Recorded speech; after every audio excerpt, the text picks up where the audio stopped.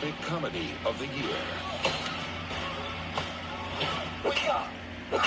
Hail Caesar, rated PG-13.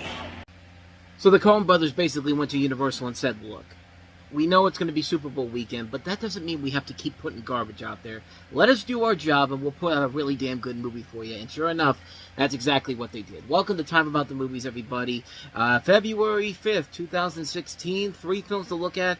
At least they got the message that, hey, maybe we should put some good films out there. And lo and behold, Hail Caesar is definitely that movie, the biggest of the new releases here. Hail Caesar follows a day in the life of Eddie Mannix, played by Josh Brolin, a Hollywood fixer for Capitol Pictures in the 1950s, who cleans up and solves problems for big names and stars in the industry. But when studio star Bear Whitlock, played by George Clooney, disappears, Mannix has to deal with more than just the fix.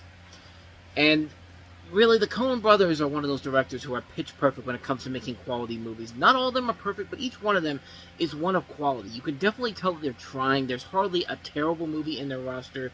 The only one that's the exception up to this point was The Lady Killers, but even then, that wasn't a bad movie. It just wasn't up to par with some of their best stuff overall. And this one, I really enjoyed the hell out of this movie, man. I was one of those people who championed it from the very beginning. I still hold on to it as one of the best, as one of their underrated movies. This is definitely a terrific, terrific film. And it really stems from the casting in this. Everybody in this movie plays their parts well. Brolin, Clooney, Channing Tatum, Jonah Hill. We could definitely tell he filmed this way before he lost all the weight, because I think later in the year he's in another movie where he definitely seems a lot skinnier than he does in this movie. Scarlett Johansson, Alden Ehrenreich, we'll get to him in a minute, Ralph Fiennes, Tilda Swinton.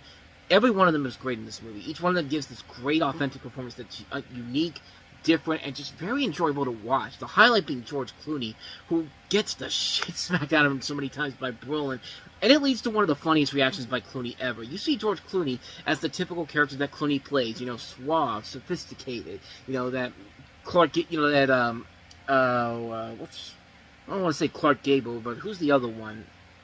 Was it Clark Gable? I think it was Clark Gable, vibes to him, but I love the fact that by the end of this movie, he's just getting the shit smacked out of him, and his reactions are so priceless in this.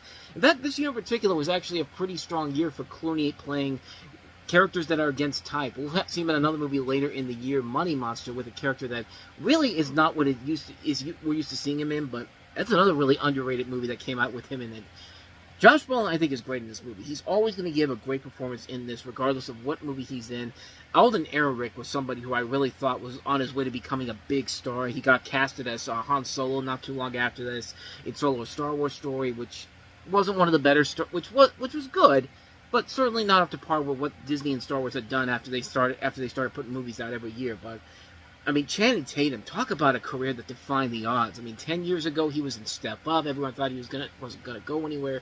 He didn't have a lot of talent or charisma to him, but just another movie where you really see the talent within him. He's fantastic in this. He's hilarious, and he's a talented dancer too. There was a talk of a while now that him and Joseph Gordon-Levitt were gonna do this musical comedy together, and I thought, do it, man, because that looks freaking amazing. Just do it. The rest of the cast is really good, too. Scarlett Johansson's pretty good for the little bit she's in. I mean, she's not really in it a whole lot. Neither is Jonah Hill. I mean, they basically showed the one scene that he's in, but he's all over the marketing with the rest of the cast. I like the visual flair of the movie. It captures the spirit of the 1950s, nicely done with the music and the cinematography. If there is one complaint I have with the movie, and it's really not there really isn't a main story to work with here. It's more like subplots. It's like the Coen brothers version of the 22 short films about Springfield episode of The Simpsons, in terms of you have all these different stories going on here. There's no real flowing narrative to it, but at the same time, the little subplots that the movie does have do work very well. At the same time, you can definitely get lost in the fact there's not really a flowing narrative of the story, nor there is a main story, because you're just having such a good time watching it. And I did have a good time watching this movie. Yeah, the story is not the best, but at the same time, it's still a very enjoyable, very entertaining movie. It's a ton of fun to watch. The actors are working very well with the material given to them. If you really think about it, it's sort of a 50s-style version of Tim Robbins' The Player from 1992. Maybe not the same movie, but there's definitely a lot of elements of that movie in this film here. I really enjoy it, man. This is another winner for the Coen brothers, one of their more underrated films. I can't recommend this one enough. If you haven't seen Hail Caesar, see Hail Caesar. It's definitely one of their best films. So at least one movie this weekend got it right. Well, let's take a look at the other ones that were dumped out there because the studios knew they were pieces of garbage. Here's the latest film, and I think the last film from Nicholas Sparks. This is The Choice. What are you doing? Walking towards you real slow. Why? Because if I ran, that's scary. I seriously had no plans to stop it right there, but as soon as I saw how that scene played out, I was just kind of like, my God, what the hell is wrong with this movie? Because if that was anybody else, and this was a horror movie, that would be seen as a threat. But no, in this, it's a charming romantic story here. And now I'm starting to see why this was the last Nicholas Sparks movie, because holy mother of God. Be grateful I didn't show you the rest of the trailer here, because I think that little bit right there is more than enough for you to say, yeah, this is about as bad as I expected it to be. Based off of Nicholas Sparks' novel about two neighbors who fall in love at their first meeting. Benjamin Walker and Teresa Palmer are the couple in here. You have Maggie Grace, Alexander Daddario, Tom Welling, Tom Wilkinson. Yeah, good talent wasted on a pile of garbage like this. I swear to God, it's yet another one of these movies by Nicholas Sparks where it's literally two people who you think are not going to meet, but you think aren't going to fall in love, but truly they're going to fall in love. They're going to have their third act breakup. They're going to have their moments where they have to split apart, and of course the chaos that follows from this is your typical lame romantic drama. And The Notebook was one of the few that really got it right overall, but this is the point where it's just getting pathetic, man. I mean, there is zero effort put into this because everybody knows these two are going to fall in love with each other. Even if Teresa Palmer is trying her hardest to make it seem like they're not going to fall in love with each other. Like, her parents literally say, no, you're going to fall in love with her. Just like, whose side are you on?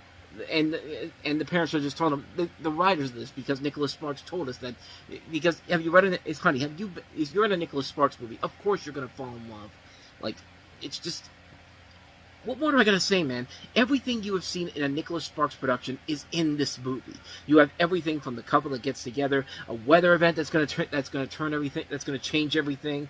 This one even doesn't have the weather event, if I'm not mistaken, but it's going to be like a severe moment, like someone goes into a coma. And it's just kind of like it's just the same things over and over and over and over again. Like, I mean, they're not even trying anymore, and the film knows that it's not trying anymore. Like, this is just reaching of desperation at this point for something to find that Notebook spark again, and it's just not there, man. It's getting closer into becoming like a parody movie, like a spoof film, and not the good spoof film, the 50 Shades of Black type of spoof film, where it doesn't know how it's trying to be, is how to take itself too seriously while also trying to be funny, and just thinks that, no, we're making a good movie here. No, you're not. You're making a recycled garbage mess like you did the last few movies. It's just like, wrap it up, man. It's over. The party is over. It's time to move on. Wait for 8 more years for the next person to follow in the Sparks footsteps, with Colleen Hoover coming up around here. But at least Colleen Hoover has not made as many terrible movies as the Nicholas Sparks film that's done. Not saying that they're great movies, but they're certainly a lot better than stuff like this. I mean, think about it, man. What has come out in between The Notebook and this? Knights of Modanthe, Dear John, The Lucky One, Safe Haven, The Last Song, The Best of Me, The Longest Ride. I mean, garbage. Straight up garbage. So let's go ahead and move on to our last movie, which should be awesome, combining a classic Jane Austen story with zombies, but nope. Not with the marketing that this piece of garbage had. Pride and Prejudice and Zombies.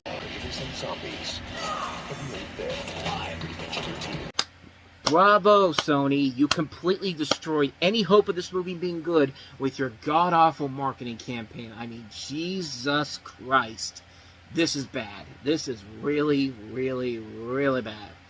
Pride and Prejudice and Zombies, based off of the Seth Grahame-Smith novel, the same name. Seth Grahame-Smith is also the same guy who also put together Abraham Lincoln Vampire Hunter, if I'm not mistaken. Yeah, he did Abraham Lincoln Vampire Hunter, but he had a good show in The Hard Times of R.J. Berger. Abraham Lincoln Vampire Hunter wasn't bad, but it was certainly a lot better than this movie was. But it follows the plot of the Jane Austen novel with elements of zombie horror and post-apocalyptic fiction incorporated. And again, it's a movie that you think would be kind of fun, with, taking Pride and Prejudice and Zombies, taking a mix of these actors, of these really good actors, Lily James, Jack Houston, Matt Smith, Lena Headey, Charles Dance, this should work. I mean, this should be a real fun movie, but unfortunately, it has a script that is so bland and so forgettable, and has marketing that just is so manipulative. It's so forced. It's that clearly the same type of people that write commercials commercials. These old writers who think they can be hip with the kids and all that. And yeah, this movie feels exactly like that. I mean, this is a movie that is so lazily put together, directed by a director whose promising career with stuff like Igby Goes Down and 17 Again, and even a little bit of Charlie St. Crowd went down the crapper with this film. I mean, this film was just such a disappointing mess on so many levels. It's just a terrible, terrible movie. What more can you say, man? A disappointment on so many levels. I really was expecting a lot more from this, especially since Lily James was just coming off of Cinderella. And, in a way, this could have been something really funny, where this could be funny if you wanted to take the idea that Cinderella Cinderella was the end of that story, and then the sequel literally turns it into a zombie movie. I mean, that's the only way I would say to try to do it, but yeah, this thing is a mess, man. This thing is an unmitigated disaster. What a shame, man. This movie should have been so much more than this. Just Pride and Prejudice and Zombies. At least it's not the worst movie of the weekend. That belongs to the choice, but yeah, it's still pretty bad. So next time we meet on Time About the Movies, we finally get a really good weekend with a lot of really good films.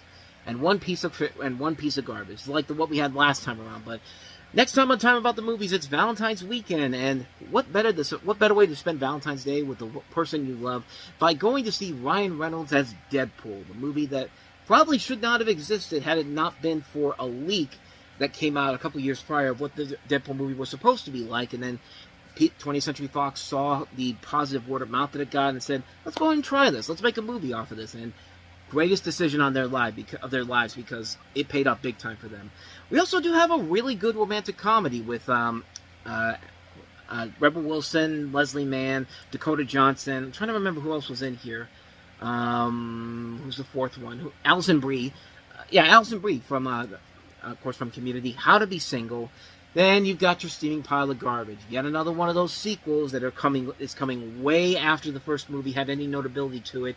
And really, was there any reason to do a Zoolander 2 in 2016, 15 years after the original? I don't think so, but we'll take a look at that.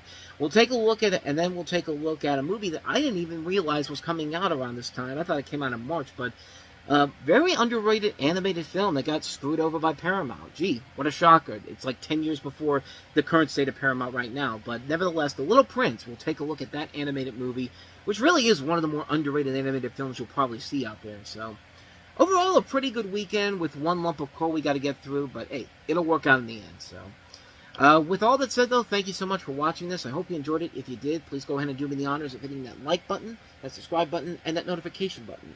Also, don't forget to check out our playlist, and don't forget to check out the previous episode we did. So with all that said, whether it's in the past, the present, or the future, I will see you at the movies. Take care.